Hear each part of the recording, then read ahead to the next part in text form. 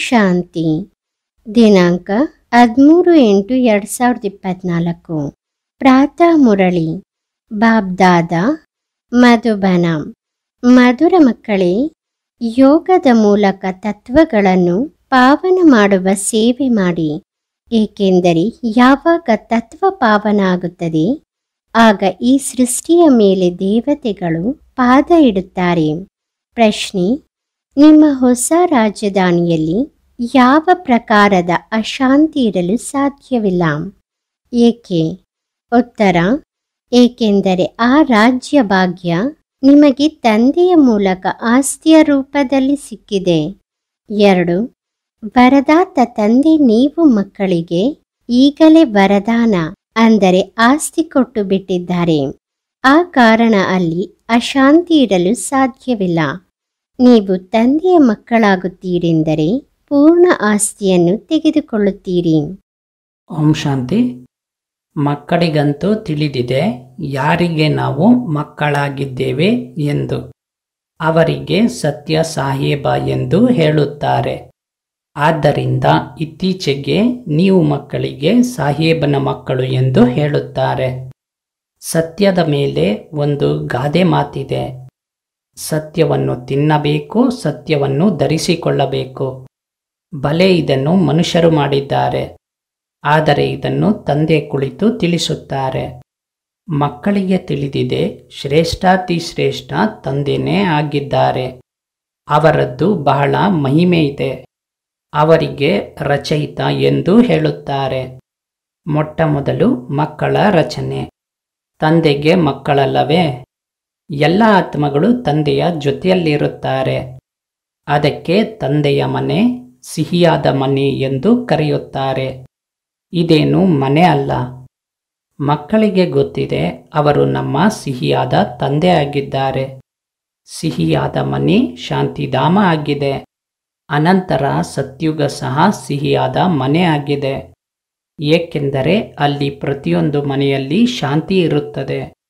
ಇಲ್ಲಿ ಮನೆಯಲ್ಲಿ ಲೌಕಿಕ ಅಪ್ಪ ಅಮ್ಮನ ಬಳಿಯೂ ಅಶಾಂತಿ ಇದೆ. ಅಂದ ಮೇಲೆ ಜಗತ್ತಿನಲ್ಲಿಯೂ ಅಶಾಂತಿ ಇದೆ. ಅಲ್ಲಂತೂ ಮನೆಯಲ್ಲಿಯೂ ಶಾಂತಿ. ಅಂದ ಹಾಗೆ ಇಡೀ ಜಗತ್ತಿನಲ್ಲಿಯೂ ಶಾಂತಿ ಇರುತ್ತದೆ. ಸತ್ಯುಗಕ್ಕೆ ಹೊಸದಾದ ಚಿಕ್ಕ ಜಗತ್ತು ಎನ್ನುತ್ತಾರೆ. ಇದು ಹಳೆಯ ಎಷ್ಟು ದೊಡ್ಡ ಜಗತ್ತಾಗಿದೆ. ಸತ್ಯುಗದಲ್ಲಿ ಸುಖ ಶಾಂತಿ ಇದೆ. ಯಾವುದೇ ಗಲಾಟೆಯ ವಿಚಾರ ಇಲ್ಲ. ಏಕೆಂದರೆ ವಿಶ್ವಪಿತ ತಂದೆಯಿಂದ ಶಾಂತಿಯ ಆಸ್ತಿ ಸಿಕ್ಕಿದೆ. ಗುರು ಗೋಸಾಯಿಯರು ಪುತ್ರವಾನ್ ಭವ, ಆಯುಷ್ವಾನ್ ಭವ ಎಂದು ಆಶೀರ್ವಾದ ಮಾಡುತ್ತಾರೆ. ಇವರೇನು ಹೊಸ ಆಶೀರ್ವಾದವನ್ನು ಕೊಡುವುದಿಲ್ಲ. ತಂದೆಯಿಂದಂತೂ ತಾನಾಗಿಯೇ ಆಸ್ತಿ ಸಿಗುತ್ತದೆ. ಈಗ ತಂದೆ ನೀವು ಮಕ್ಕಳಿಗೆ ಸ್ಮೃತಿ ತರಿಸಿದ್ದಾರೆ. ದುಃಖದ ಜಗತ್ತಾದಾಗ ಆ ಪಾರಲೌಕಿಕ ತಂದೆಯನ್ನು ಭಕ್ತಿ ಮಾರ್ಗದಲ್ಲಿ ಎಲ್ಲ ಧರ್ಮದವರು ನೆನಪು ಮಾಡುತ್ತಾರೆ. ಇದು ಇರುವುದೇ ಪತಿತ ಹಳೆಯ ಜಗತ್ತು. ಹೊಸ ಜಗತ್ತಿನಲ್ಲಿ ಸುಖ ಇರುತ್ತದೆ. ಅಶಾಂತಿಯ ಹೆಸರು ಇಲ್ಲ. ಈಗ ನೀವು ಮಕ್ಕಳಂತೂ ಪವಿತ್ರ ಗುಣವಂತರಾಗಬೇಕು. ಇಲ್ಲವೆಂದರೆ ಬಹಳ ಶಿಕ್ಷೆಗಳನ್ನು ಅನುಭವಿಸಬೇಕಾಗುತ್ತದೆ. ತಂದೆಯ ಜೊತೆ ಲೆಕ್ಕಾಚಾರವನ್ನು ಚುಕ್ತ ಮಾಡಿಸುವಂತಹ ಧರ್ಮರಾಜನೂ ಇದ್ದಾರೆ. ಟ್ರಿಬ್ಯುನಲ್ ಕೂರುತ್ತದಲ್ಲವೇ? ಪಾಪಗಳ ಶಿಕ್ಷೆಗಳಂತೂ ಖಂಡಿತ ಸಿಗಬೇಕು. ಯಾರು ಚೆನ್ನಾಗಿ ಶ್ರಮ ಪಡುತ್ತಾರೆ ಅವರು ಸ್ವಲ್ಪವೇ ಶಿಕ್ಷೆಗಳನ್ನು ಅನುಭವಿಸುತ್ತಾರೆ. ಪಾಪಗಳ ಶಿಕ್ಷೆ ಸಿಗುತ್ತದೆ. ಅದಕ್ಕೆ ಕರ್ಮಭೋಗ ಎನ್ನುತ್ತಾರೆ. ಇದಂತೂ ರಾವಣನ ಪರರ ರಾಜ್ಯ ಆಗಿದೆ. ಇದರಲ್ಲಿ ಅಪಾರ ದುಃಖ ಇದೆ. ರಾಮರಾಜ್ಯದಲ್ಲಿ ಅಪಾರ ಸುಖ ಇರುತ್ತದೆ. ನೀವು ಅನೇಕರಿಗೆ ತಿಳಿಸುತ್ತೀರಿ.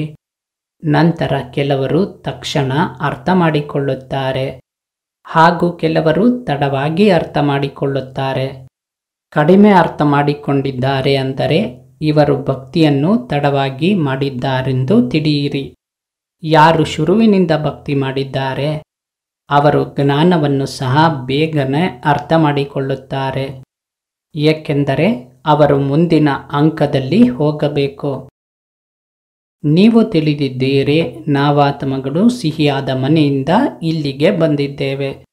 ಸೈಲೆನ್ಸ್, ಮೂವಿ, ಟಾಕಿ ಇದೆ ಅಲ್ಲವೇ?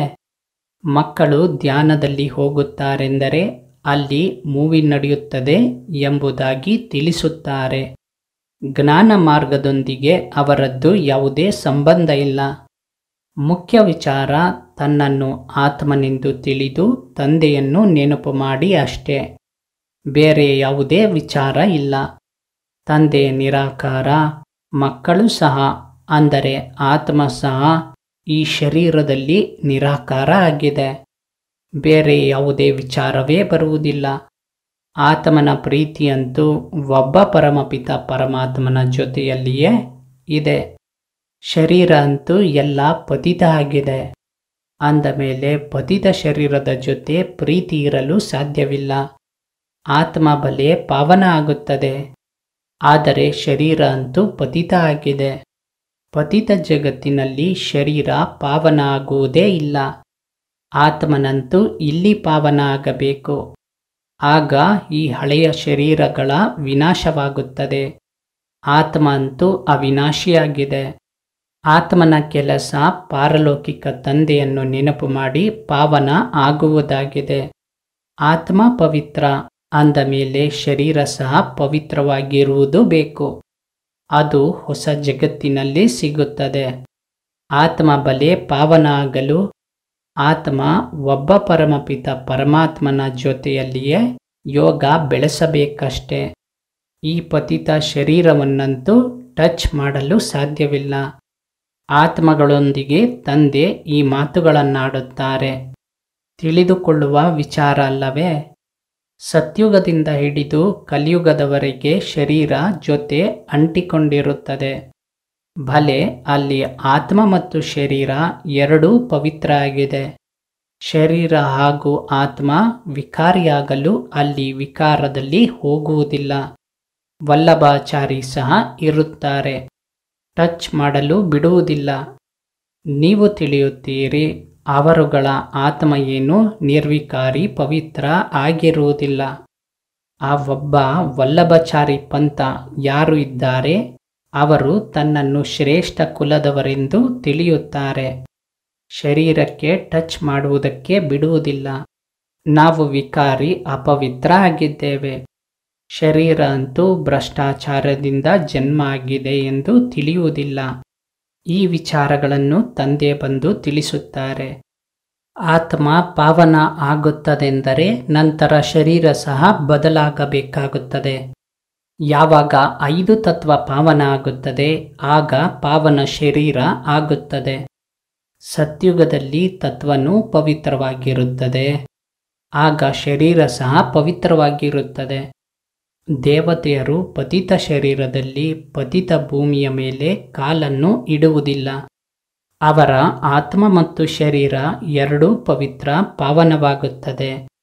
ಆದ್ದರಿಂದ ಆ ಸತ್ಯುಗದಲ್ಲಿಯೇ ಕಾಲನ್ನಿಡುತ್ತಾರೆ. ಇದು ಪತಿತ ಜಗತ್ತಾಗಿದೆ. ಆತ್ಮ ಪಾರಲೌಕಿಕ ತಂದೆ ಪರಮಾತ್ಮನನ್ನು ನೆನಪು ಮಾಡುತ್ತದೆ. ಒಬ್ಬರು ಶಾರೀರಿಕ ತಂದೆ ಇದ್ದಾರೆ, ಒಬ್ಬರು ಅಶರೀರಿ ತಂದೆ ಇದ್ದಾರೆ. ಅಶರೀರಿ ತಂದೆಯನ್ನು ನೆನಪು ಮಾಡುತ್ತಾರೆ, ಏಕೆಂದರೆ ಅವರಿಂದ ಅಂತಹ ಸುಖದ ಆಸ್ತಿ ಖಂಡಿತ ಸಿಗುತ್ತದೆಂದರೆ ನೆನಪು ಮಾಡದೇ ಇರುವುದಕ್ಕೆ ಸಾಧ್ಯವಿಲ್ಲ. ಬಲೆ ಈ ಸಮಯದಲ್ಲಿ ತಮ್ಮ ಪ್ರಧಾನರಾಗಿದ್ದಾರೆ, ಆದರೂ ಸಹ ಆ ತಂದೆಯನ್ನು ಖಂಡಿತ ನೆನಪು ಮಾಡುತ್ತಾರೆ. ಆದರೆ ಈಶ್ವರ ಸರ್ವವ್ಯಾಪಿಯಾಗಿದ್ದಾನೆಂದು ಈ ಉಲ್ಟಾ ಶಿಕ್ಷಣ ಸಿಗುತ್ತದೆ. ನಂತರ ಮನುಷ್ಯನೇ ಆಗುತ್ತಾನೆ ಎಂಬ ಈ ವಿಚಾರದಲ್ಲಿಯೂ ತಬ್ಬಿಬ್ಬಾಗುತ್ತಾರೆ. ಈ ಎಲ್ಲ ತಪ್ಪುಗಳನ್ನು ತಂದೆ ಬಂದು ತಿಳಿಸುತ್ತಾರೆ. ತಂದೆ ಒಂದೇ ಮನ್ಮನಾಭವದ ಮಂತ್ರ ಕೊಡುತ್ತಾರೆ. ಅದರದ್ದು ಸಹ ಅರ್ಥ ಬೇಕು. ತನ್ನನ್ನು ಆತ್ಮನೆಂದು ತಿಳಿದು ತಂದೆಯನ್ನು ನೆನಪು ಮಾಡಿ ಅಷ್ಟೇ. ಇದೇ ಗುನುಗಿನಲ್ಲಿರಿ, ಇದರಿಂದ ನೀವು ಪಾವನರಾಗಲು ಸಾಧ್ಯವಿದೆ. ದೇವತೆಗಳು ಪವಿತ್ರವಾಗಿದ್ದಾರೆ. ಈ ತಂದೆ ಬಂದು ಪುನಃ ಅದೇ ರೀತಿ ಪವಿತ್ರ ಮಾಡುತ್ತಾರೆ. ಸನ್ಮುಖದಲ್ಲಿ ಗುರಿ ಉದ್ದೇಶವನ್ನಿಟ್ಟಿದೆ. ಯಾರು ವಿಗ್ರಹವನ್ನು ಮಾಡುವವರಿರುತ್ತಾರೆ, ಮನುಷ್ಯನ ಮುಖಪುಟವನ್ನು ನೋಡಿ ತಕ್ಷಣ ಒಂದು ರೀತಿ ಜೀವಂತವಾಗಿ ಎದುರಿನಲ್ಲಿ ಕುಳಿತುಕೊಂಡಿರುವ ಹಾಗೆ ಅವರ ವಿಗ್ರಹ ಮಾಡಿಬಿಡುತ್ತಾರೆ. ಅದಂತೂ ಜಡ ವಿಗ್ರಹ ಆಗುತ್ತದೆ. ಇಲ್ಲಿ ತಂದೆ ನಮಗೆ ಹೇಳುತ್ತಾರೆ, ನೀವು ಈ ರೀತಿ ಚೈತನ್ಯ ಲಕ್ಷ್ಮೀನಾರಾಯಣರಾಗಬೇಕು. ಹೇಗೆ ಆಗುತ್ತೀರಿ? ಮನುಷ್ಯನಿಂದ ದೇವತೆ. ನೀವು ಈ ವಿದ್ಯೆ ಹಾಗೂ ಪವಿತ್ರತೆಯಿಂದ ಆಗುತ್ತೀರಿ. ಈ ಶಾಲೆ ಇರುವುದೇ ಮನುಷ್ಯರಿಂದ ದೇವತೆ ಆಗಲು. ಅವರೇನು ಮೂರ್ತಿ ಇತ್ಯಾದಿಯನ್ನು ಮಾಡುತ್ತಾರೆ, ಅದಕ್ಕೆ ಆರ್ಟ್ ಅಂದರೆ ಕಲೆ ಎನ್ನುತ್ತಾರೆ. ಹೇಗಿದೆಯೋ ಅದೇ ರೀತಿ ಮುಖಪುಟ ಇತ್ಯಾದಿಯನ್ನು ಮಾಡುತ್ತಾರೆ. ಇದರಲ್ಲಿ ಯಥಾವತ್ತಾದ ವಿಚಾರವೇ ಇಲ್ಲ. ಇದಂತೂ ಜಡ ಚಿತ್ರ ಆಗಿದೆ. ಅಲ್ಲಂತೂ ನೀವು ಸ್ವಾಭಾವಿಕ ಚೈತನ್ಯ ಆಗಿರುತ್ತೀರಲ್ಲವೇ? 5 ತತ್ವ ಸಹ ಚೈತನ್ಯ ಶರೀರದ್ದಾಗಿರುತ್ತದೆ. ಇದಂತೂ ಜಡ ಚಿತ್ರ ಮನುಷ್ಯರು ಮಾಡಿರುವುದಾಗಿದೆ. ಯಥಾವತ್ತಾಗಿ ಅಂತೂ ಇರುವುದಕ್ಕೆ ಸಾಧ್ಯವಿಲ್ಲ. ಏಕೆಂದರೆ ದೇವತೆಗಳ ಭಾವಚಿತ್ರವನ್ನಂತೂ ತೆಗೆಯಲು ಸಾಧ್ಯವಿಲ್ಲ. ಧ್ಯಾನದಲ್ಲಿ ಬಲೆ ಸಾಕ್ಷಾತ್ಕಾರ ಮಾಡುತ್ತಾರೆ, ಆದರೆ ಭಾವಚಿತ್ರವನ್ನು ತೆಗೆಯಲು ಸಾಧ್ಯವಿಲ್ಲ. ನಾವು ಈ ರೀತಿ ಸಾಕ್ಷಾತ್ಕಾರ ಮಾಡಿದೆವು ಎನ್ನುತ್ತಾರೆ. ಚಿತ್ರವನ್ನಂತೂ ಸ್ವಯಂ ಆಗಲಿ ಅಥವಾ ಬೇರೆ ಯಾರೂ ಮಾಡುವುದಕ್ಕೆ ಸಾಧ್ಯವಿಲ್ಲ. ಸ್ವಯಂ ಆ ರೀತಿ ಯಾವಾಗ ಆಗಬಹುದೆಂದರೆ ತಂದೆಯಿಂದ ಜ್ಞಾನ ತೆಗೆದುಕೊಂಡು ಪೂರ್ಣ ಮಾಡಿದಾಗ. ಕಲ್ಪದ ಮೊದಲಿನಂತೆ ಆಗುತ್ತಾರೆ. ಇದು ಎಂತಹ ವಿಧಿಯ ಅದ್ಭುತ ಡ್ರಾಮಾ ಆಗಿದೆ. ತಂದೆ ಕುಳಿತು ಈ ವಿಧಿಯ ವಿಚಾರಗಳನ್ನು ತಿಳಿಸುತ್ತಾರೆ. ಮನುಷ್ಯರಿಗಂತೂ ಈ ವಿಚಾರಗಳು ಆಲೋಚನೆಯಲ್ಲಿಯೂ ಇರುವುದಿಲ್ಲ. ಅವರುಗಳ ಎದುರಿಗೆ ಹೋಗಿ ತಲೆಬಾಗುತ್ತಾರೆ. ಇವರು ರಾಜ್ಯ ಮಾಡಿ ಹೋಗಿದ್ದಾರೆಂದು ತಿಳಿಯುತ್ತಾರೆ. ಆದರೆ ಯಾವಾಗ ಇದು ಗೊತ್ತಿಲ್ಲ. ನಂತರ ಯಾವಾಗ ಬರುತ್ತಾರೆ ಅಥವಾ ಏನು ಮಾಡುತ್ತಾರೆ ಏನೂ ಗೊತ್ತಿಲ್ಲ. ನೀವು ತಿಳಿಯುತ್ತೀರಿ, ಸೂರ್ಯವಂಶಿ ಚಂದ್ರವಂಶಿ ಯಾರು ಇದ್ದು ಹೋಗಿದ್ದಾರೆ. ಈ ಜ್ಞಾನದಿಂದ ಖಂಡಿತ ಅವರು ಹಿಂದಿನಂತೆ ಪುನಃ ಆಗುತ್ತಾರೆ. ಆಶ್ಚರ್ಯ ಅಲ್ಲವೇ? ಅಂದ ಮೇಲೆ ಈಗ ತಂದೆ ತಿಳಿಸುತ್ತಾರೆ, ಆ ರೀತಿ ಪುರುಷಾರ್ಥ ಮಾಡುವುದರಿಂದ ನೀವೇ ದೇವತೆ ಆಗುತ್ತೀರಿ. ಸತ್ಯುಗ ತ್ರೇತಾದಲ್ಲಿ ಯಾವ ಆಕ್ಟಿವಿಟಿ ನಡೆದಿದೆಯೋ ಅದೇ ನಡೆಯುತ್ತದೆ. ಎಷ್ಟು ಅದ್ಭುತ ಜ್ಞಾನ ಆಗಿದೆ. ಯಾವಾಗ ಹೃದಯದ ಸ್ವಚ್ಛತೆ ಇರುತ್ತದೆ ಆಗ ಇದು ಬುದ್ಧಿಯಲ್ಲಿ ನಿಲ್ಲುವುದಕ್ಕೆ ಸಾಧ್ಯವಿದೆ. ಎಲ್ಲರ ಬುದ್ಧಿಯಲ್ಲಿ ಈ ವಿಚಾರಗಳು ನಿಲ್ಲುವುದಕ್ಕೆ ಸಾಧ್ಯವಿಲ್ಲ. ಪರಿಶ್ರಮ ಬೇಕು. ಶ್ರಮದ ಹೊರತಾಗಿ ಯಾವುದೇ ಫಲ ಸಿಗಲು ಸಾಧ್ಯವಿಲ್ಲ. ತಂದೆಯಂತೂ ಪುರುಷಾರ್ಥ ಮಾಡಿಸುತ್ತಿರುತ್ತಾರೆ. ಭಲೆ ಡ್ರಾಮಾನುಸಾರವಾಗಿಯೇ ನಡೆಯುತ್ತದೆ. ಆದರೆ ಪುರುಷಾರ್ಥವನ್ನಂತೂ ಮಾಡಬೇಕಾಗುತ್ತದೆ. ಡ್ರಾಮಾದಲ್ಲಿದ್ದರೆ ನಮ್ಮಿಂದ ಪುರುಷಾರ್ಥ ನಡೆಯುತ್ತದೆ, ಆ ರೀತಿ ಕುಳಿತುಕೊಳ್ಳಬಾರದು. ಆ ರೀತಿ ಬೇಜವಾಬ್ದಾರಿಯ ಆಲೋಚನೆಯನ್ನುಳ್ಳವರು ಅನೇಕರು ಇರುತ್ತಾರೆ. ನಮ್ಮ ಅದೃಷ್ಟದಲ್ಲಿದ್ದರೆ ಪುರುಷಾರ್ಥ ಖಂಡಿತ ನಡೆಯುತ್ತದೆ ಎಂದು. ಅರೆ, ಪುರುಷಾರ್ಥವನ್ನಂತೂ ನೀವು ಮಾಡಬೇಕು. ಪುರುಷಾರ್ಥ ಹಾಗೂ ಪ್ರಾರಬ್ಧ ಇರುತ್ತದೆ. ಪುರುಷಾರ್ಥ ದೊಡ್ಡದೋ ಅಥವಾ ಪ್ರಾರಬ್ಧ ದೊಡ್ಡದೋ ಎಂದು ಮನುಷ್ಯರು ಪ್ರಶ್ನಿಸುತ್ತಾರೆ. ಈಗ ಪ್ರಾರಬ್ಧಕ್ಕೆ ಶ್ರೇಷ್ಠ ಎನ್ನುತ್ತಾರೆ. ಆದರೆ ಪುರುಷಾರ್ಥಕ್ಕೆ ಶ್ರೇಷ್ಠ ಎಂದಿಡಬೇಕು. ಅದರಿಂದ ಪ್ರಾರಬ್ಧ ಸಿಗುತ್ತದೆ. ಪ್ರತಿಯೊಬ್ಬ ಮನುಷ್ಯನಿಗೆ ಪುರುಷಾರ್ಥದಿಂದ ಎಲ್ಲ ಸಿಗುತ್ತದೆ. ಕೆಲವರು ಆ ರೀತಿ ಕಲ್ಲು ಬುದ್ಧಿಯವರು ಇದ್ದಾರೆ. ಅವರು ಉಲ್ಟಾ ತೆಗೆದುಕೊಳ್ಳುತ್ತಾರೆ. ಇವರ ಅದೃಷ್ಟದಲ್ಲಿ ಇಲ್ಲ ಎಂದು ತಿಳಿಯಬೇಕು. ಮುರಿದು ಬೀಳುತ್ತಾರೆ. ಇಲ್ಲಿ ಮಕ್ಕಳು ಎಷ್ಟೊಂದು ಪುರುಷಾರ್ಥ ಮಾಡಿಸುತ್ತಾರೆ. ಹಗಲು ರಾತ್ರಿ ತಿಳಿಸುತ್ತಿರುತ್ತಾರೆ. ತನ್ನ ನಡವಳಿಕೆಯನ್ನು ಖಂಡಿತ ಸುಧಾರಣೆ ಮಾಡಿಕೊಳ್ಳಬೇಕು. ನಂಬರ್ 1 ನಡವಳಿಕೆ ಪಾವನ ಆಗುವುದಾಗಿದೆ. ದೇವತೆ ಅಂತೂ ಇರುವುದೇ ಪಾವನ. ನಂತರ ಯಾವಾಗ ಬೀಳುತ್ತಾರೆ, ನಡವಳಿಕೆ ಹಾಳಾಗುತ್ತದೆ. ಆಗ ಒಂದೇ ಬಾರಿ ಪತಿತರಾಗುತ್ತಾರೆ.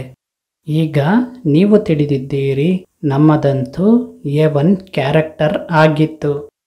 ನಂತರ ಒಂದೇ ಬಾರಿ ಬಿದ್ದು ಬಿಟ್ಟೆವು. ಎಲ್ಲ ಆಧಾರ ಪವಿತ್ರತೆಯ ಮೇಲೆ ಇದೆ. ಇದರಲ್ಲಿಯೇ ಬಹಳ ಕಷ್ಟವಾಗುತ್ತದೆ. ಮನುಷ್ಯನ ಕಣ್ಣುಗಳು ಬಹಳ ಮೋಸ ಮಾಡುತ್ತದೆ, ಏಕೆಂದರೆ ರಾವಣನ ರಾಜ್ಯ ಆಗಿದೆ. ಅಲ್ಲಂತೂ ಕಣ್ಣುಗಳು ಮೋಸ ಮಾಡುವುದೇ ಇಲ್ಲ. ಜ್ಞಾನದ ಮೂರನೇ ನೇತ್ರ ಸಿಗುತ್ತದೆ. ಆದ್ದರಿಂದ ಧರ್ಮವೇ ಶಕ್ತಿ ಎನ್ನುತ್ತಾರೆ. ಸರ್ವಶಕ್ತಿವಂತ ತಂದೆನೇ ಬಂದು ಈ ದೇವತಾ ಧರ್ಮವನ್ನು ಸ್ಥಾಪನೆ ಮಾಡುತ್ತಾರೆ. ಬಲೆ ಆತ್ಮ ಎಲ್ಲವನ್ನೂ ಮಾಡುತ್ತದೆ, ಆದರೆ ಮನುಷ್ಯನ ರೂಪದಲ್ಲಿ ಮಾಡುತ್ತದೆ. ಆ ತಂದೆ ಜ್ಞಾನದ ಸಾಗರನಾಗಿದ್ದಾರೆ. ದೇವತೆಯರ ಮಹಿಮೆಗಿಂತ ಇವರ ಮಹಿಮೆ ಭಿನ್ನವಾಗಿದೆ. ಅಂದ ಮೇಲೆ ಅಂತಹ ತಂದೆಯನ್ನೇಕೆ ನೆನಪು ಮಾಡಬಾರದು? ಅವರಿಗಷ್ಟೇ ಜ್ಞಾನದ ಸಾಗರ, ಬೀಜ ರೂಪ ಎನ್ನುತ್ತಾರೆ. ಅವರಿಗೆ ಸತ್ ಚಿತ್ ಆನಂದ ಎಂದೇಕೆ ಹೇಳುತ್ತಾರೆ? ವೃಕ್ಷದ ಬೀಜ ಇದ್ದರೆ ಅದಕ್ಕೆ ವೃಕ್ಷದ ಬಗ್ಗೆ ಅಂತೂ ಗೊತ್ತಿರುತ್ತದಲ್ಲವೇ? ಆದರೆ ಅದು ಜಡ ಬೀಜ ಆಗಿದೆ. ಅದರಲ್ಲಿ ಆತ್ಮ ಒಂದು ರೀತಿ ಜಡ ಆಗಿದೆ. ಮನುಷ್ಯನಲ್ಲಿ ಚೈತನ್ಯ ಆತ್ಮ ಇದೆ. ಚೈತನ್ಯ ಆತ್ಮನಿಗೆ ಜ್ಞಾನದ ಸಾಗರ ಎನ್ನುತ್ತಾರೆ. ವೃಕ್ಷ ಚಿಕ್ಕದರಿಂದ ದೊಡ್ಡದು ಆಗುತ್ತದೆ.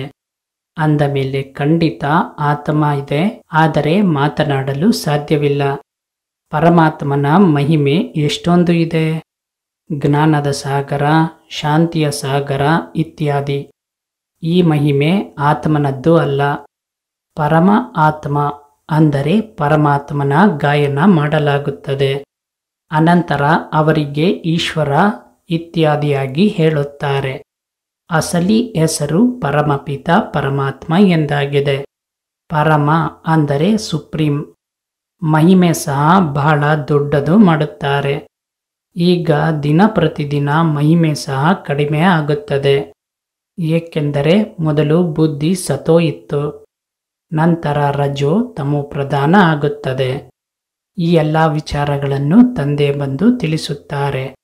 ನಾನು ಪ್ರತಿ 5000 ವರ್ಷದ ನಂತರ ಬಂದು ಹಳೆಯ ಜಗತ್ತನ್ನು ಹೊಸ ಜಗತ್ತನ್ನಾಗಿ ಮಾಡುತ್ತೇನೆ. ಸತ್ಯುಗದ ಆದಿ ಇರುವುದು ಸತ್ಯ, ಆಗಿರುವುದೇ ಸತ್ಯ. ಕೆಲವರು ಒಳ್ಳೆಯ ಅಧ್ಯಾಯ ಬರೆದಿಡುತ್ತಾರೆ, ಏಕೆಂದರೆ ಅವರಂತೂ ಎಷ್ಟೇ ಆದರೂ ಇಷ್ಟೊಂದು ಪತಿತರಲ್ಲ. ಕೊನೆಯಲ್ಲಿ ಬರುವಂಥವರು ಇಷ್ಟೊಂದು ಪತಿತ ಆಗುವುದಿಲ್ಲ. ಭಾರತವಾಸಿಯರೇ ಬಹಳ ಸತೋಪ್ರಧಾನವಾಗಿದ್ದರು. ಅವರೇ ನಂತರ ಬಹಳ ಜನ್ಮಗಳ ಅಂತ್ಯದಲ್ಲಿ ತಮೋಪ್ರಧಾನರಾಗಿದ್ದಾರೆ. ಬೇರೆ ಧರ್ಮಸ್ಥಾಪಕರಿಗೆ ಈ ರೀತಿ ಹೇಳುವುದಿಲ್ಲ. ಅವರು ಇಷ್ಟು ಸತೋಪ್ರಧಾನರೂ ಆಗುವುದಿಲ್ಲ, ಇಷ್ಟು ತಮೋಪ್ರಧಾನರೂ ಆಗುವುದಿಲ್ಲ. ಬಹಳ ಸುಖವನ್ನು ನೋಡುವುದಿಲ್ಲ, ಬಹಳ ದುಃಖವನ್ನು ನೋಡುವುದಿಲ್ಲ. ಎಲ್ಲರಿಗಿಂತ ಜಾಸ್ತಿ ತಮೋಪ್ರಧಾನ ಬುದ್ಧಿ ಯಾರದ್ದು ಆಗಿದೆ? ಯಾರು ಮೊಟ್ಟಮೊದಲು ದೇವತೆ ಆಗಿದ್ದರೋ ಅವರೇ ಎಲ್ಲ ಧರ್ಮದವರಿಗಿಂತ ಜಾಸ್ತಿ ಬಿದ್ದಿದ್ದಾರೆ. ಬಲೆ ಭಾರತದ ಮಹಿಮೆ ಮಾಡುತ್ತಾರೆ, ಏಕೆಂದರೆ ಬಹಳ ಹಳೆಯದಾಗಿದೆ. ಆಲೋಚನೆ ಮಾಡಬೇಕಾಗುತ್ತದೆ, ಈ ಸಮಯ ಭಾರತ ಬಹಳ ಬಿದ್ದಿದೆ ಎಂದು. ಭಾರತದ ಉತ್ಥಾನ ಹಾಗೂ ಪತನ ಆಗಿದೆ, ಅಂದರೆ ದೇವತೆಗಳದ್ದಾಗಿದೆ. ಇದನ್ನು ಬುದ್ಧಿಯಿಂದ ಕೆಲಸ ತೆಗೆದುಕೊಳ್ಳಬೇಕು. ನಾವು ಬಹಳ ಸುಖವನ್ನು ನೋಡಿದ್ದೇವೆ. ಯಾವಾಗ ಸತೋಪ್ರಧಾನರಾಗಿದ್ದೆವೋ ಆಗ ನಾವು ಸುಖವನ್ನು ಸಹ ಬಹಳ ನೋಡಿದ್ದೆವು. ನಂತರ ದುಃಖವನ್ನು ಸಹ ಬಹಳ ನೋಡುತ್ತೇವೆ, ಏಕೆಂದರೆ ತಮೋಪ್ರಧಾನ ಆಗಿದ್ದೇವೆ. 4 ಧರ್ಮ ಮುಖ್ಯವಾಗಿದೆ: ಡೈಟಿಸಮ್, ಇಸ್ಲಾಮಿಸಮ್, ಬೌದ್ಧಿಸಮ್ ಹಾಗೂ ಕ್ರಿಶ್ಚಿಯನಿಸಮ್. ಉಳಿದಿರುವುದು ಇದರಿಂದ ವೃದ್ಧಿಯಾಗುತ್ತಾ ಹೋಗಿದೆ. ನಾವು ಯಾವ ಧರ್ಮದವರಾಗಿದ್ದೇವೆ ಎಂದು ಈ ಭಾರತವಾಸಿಯರಿಗೂ ಗೊತ್ತೇ ಇಲ್ಲ. ಧರ್ಮದ ಬಗ್ಗೆ ಗೊತ್ತಿಲ್ಲದ ಕಾರಣ ಧರ್ಮವನ್ನೇ ಬಿಟ್ಟು ಬಿಡುತ್ತಾರೆ. ವಾಸ್ತವದಲ್ಲಿ ಎಲ್ಲದಕ್ಕಿಂತ ಮುಖ್ಯ ಧರ್ಮ ಇದಾಗಿದೆ, ಆದರೆ ತನ್ನ ಧರ್ಮವನ್ನು ಮರೆತು ಹೋಗಿದ್ದಾರೆ. ಯಾರು ಸೂಕ್ಷ್ಮ ಬುದ್ಧಿಯನ್ನುಳ್ಳವರಿದ್ದಾರೆ ಅವರು ತಿಳಿಯುತ್ತಾರೆ, ಇವರುಗಳಿಗೆ ತನ್ನ ಧರ್ಮದಲ್ಲಿ ವಿಶ್ವಾಸ ಇಲ್ಲ ಎಂದು. ಇಲ್ಲವೆಂದರೆ ಭಾರತ ಏನಾಗಿತ್ತು, ಈಗ ಏನಾಗಿ ಹೋಗಿದೆ? ತಂದೆ ತಿಳಿಸುತ್ತಾರೆ, ಮಕ್ಕಳೇ, ನೀವು ಏನಾಗಿದ್ದೀರಿ? ಪೂರ್ಣ ಇತಿಹಾಸವನ್ನು ಕುಳಿತು ತಿಳಿಸುತ್ತಾರೆ. ನೀವು ದೇವತೆ ಆಗಿದ್ದೀರಿ, ಅರ್ಧ ಕಲ್ಪ ರಾಜ್ಯ ಮಾಡಿದ್ದೀರಿ, ನಂತರ ಅರ್ಧ ಕಲ್ಪದ ನಂತರ ರಾವಣ ರಾಜ್ಯದಲ್ಲಿ ನೀವು ಧರ್ಮಭ್ರಷ್ಟ ಕರ್ಮಭ್ರಷ್ಟರಾಗಿದ್ದೀರಿ. ಈಗ ಪುನಃ ನೀವು ದೈವಿ ಸಂಪ್ರದಾಯದವರಾಗುತ್ತಿದ್ದೀರಿ.